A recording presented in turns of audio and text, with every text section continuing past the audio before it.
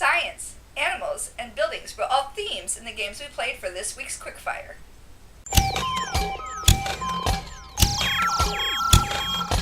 Hello, I'm Staci and this is Killer Betties. Today I'm giving you a ranked list of the board games I've recently played. In 5th, Rocketville. In theory, Rocketville should be a game I love. Players are battling over votes in the attempt to become mayor of Rocketville. However, the execution of getting the votes was not fun. Players essentially each choose a card from their hand and play it. The highest number wins the district. This mechanic is fine, but it did feel like most of the time we're just playing the campaign planning card. This is a card which allows you to draw another campaign promise card, those cards with the numbers on them.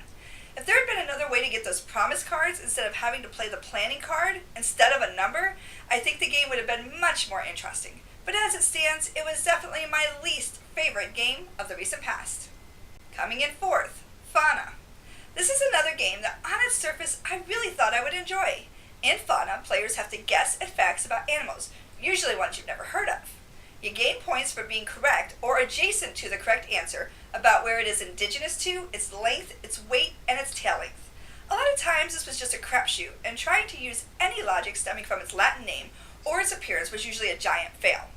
I enjoyed this only slightly more than Rocketville because the animals were usually pretty cute.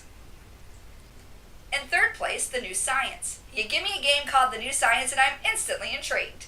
I love the idea of rewriting the history of science and going through the process of researching, experimenting, and publishing knowledge. And this game was fun, but there were a couple of mechanics that just felt broken.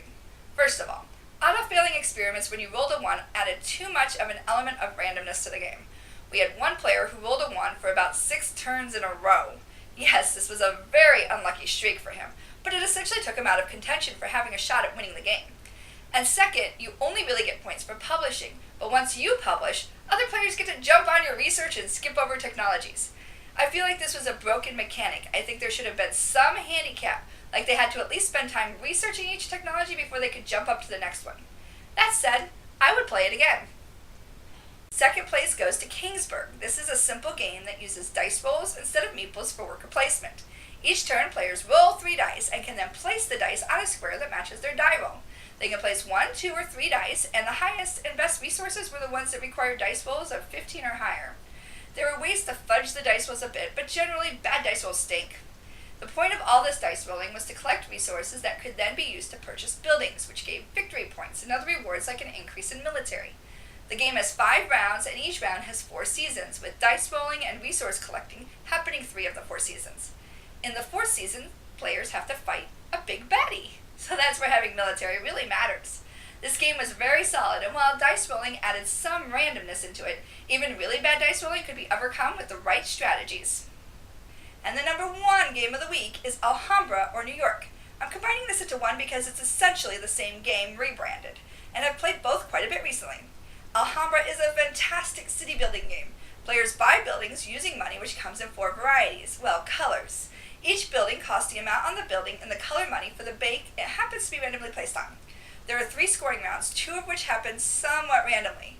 The 3rd happens when buildings cannot be refreshed. This game is so much fun and is by far my favorite game that I've gotten to play recently. If you haven't played Alhambra or New York, be sure to get that remedied ASAP. Thank you for watching. Please click like if you haven't already and subscribe if you are enjoying what you see. Feel free to leave comments or questions and I'll see you next time for Killer Betties.